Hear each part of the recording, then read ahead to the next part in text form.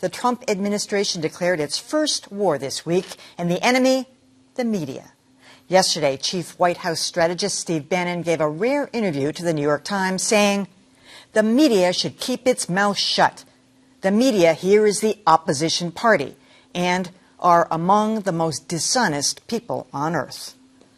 All this just 1 week into the Trump presidency, 7 days filled with some bold pronouncements that are not true. So should the media refer to them as baseless, bogus, falsehoods, untruths, or how about lies?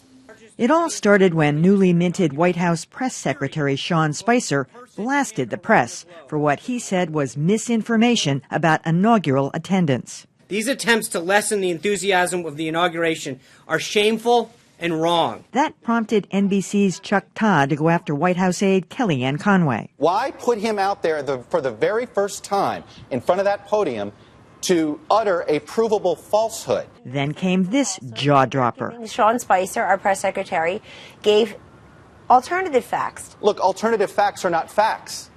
They're falsehoods. Like the one President Donald Trump tweeted this week, claiming millions of illegal votes cost him the popular vote. Now officially endorsing a debunked conspiracy theory that millions of people voted illegally. It's nowhere close. It's a gross exaggeration. It's a falsehood. Or was it a lie?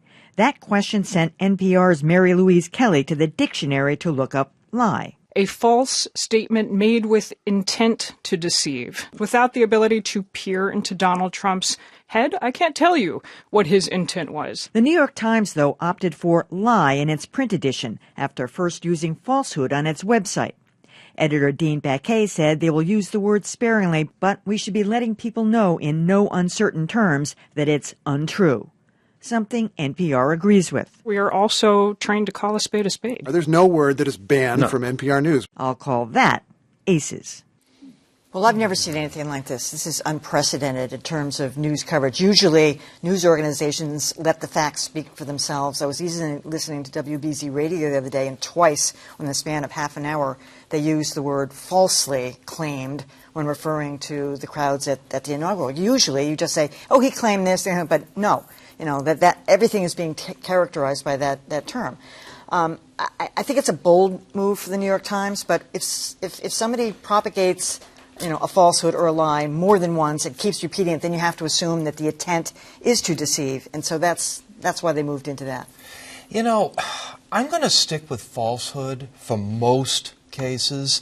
I think that the L word should be reserved for only the most extraordinary of falsehoods, because we can determine whether something is false. We can't determine the intent of the person who is saying it. And I have to tell you, I kind of agree with Jennifer Rubin, who is the very conservative columnist for the Washington Post, does not like President Trump at all. She says she believes that he actually believes what he's saying when he says it. And she's not saying this to be complimentary, believe me. I think that when we call it a lie, we may be overlooking something perhaps even more disturbing. But the problem is it appears when you're watching from the outside, if you're reading a newspaper or watching a newscast, people clearly know it's a lie. And it almost seems as if we're covering up or we're trying to soften it by not using that word. And I agree. I mean, it's not something that you should throw around and nobody knows what's in someone's heart. But the way that we typically use that word is if someone says something and it isn't true, it's a lie. And I don't think we should be afraid of using that word, especially at a time now where there's a lot of strong language being thrown around. Well, but the way the media has, the way the story has played out over this week has been a lot of tit for tat and kind of, what's a lie and who lied and if this guy lied. But you start using that incendiary language, and all of a sudden Kellyanne Conway, in the rest of that interview with Chuck Todd, can come back and say, oh, well, a White House pool reporter said this that was false about Donald Trump removing the Martin Luther King bust from the White House. There was a mistake in a pool report. The reporter apologized, but Kellyanne Conway can go back and say, see, that was a falsehood. Maybe that was a lie. We start to get down this path of arguing about who's lying and who's telling the truth, and did Bill Clinton lie and did Barack Obama lie.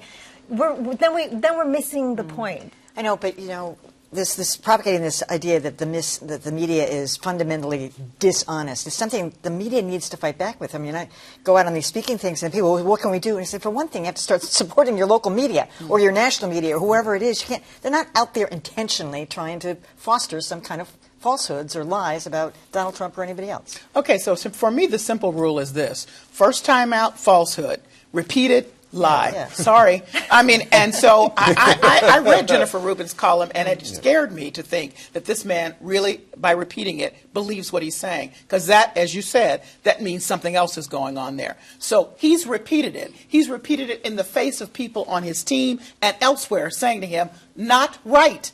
That's a lie. That's the only way that you can call it at that point. Right. Now, I'll give him the grace and I'll give him the space from the office of president. First time out, falsehood. But when you keep repeating it, sorry, it's a lie. Back to the pool reporter. Okay. The pool reporter, one time mistake. Oh, that's I agree. Not, so and if the pool reporter made kept it right. saying, hey, bust is not there, that's just what you say about Donald Trump, he would never have a bust of Martin Luther King 15 times in a story, that's a lie. So that was I don't even consider it a falsehood, but okay, I'll go with that. That was a mistake, and if you want to say falsehood, fine. Repeated utterances of what you know not to be true, lie. The end.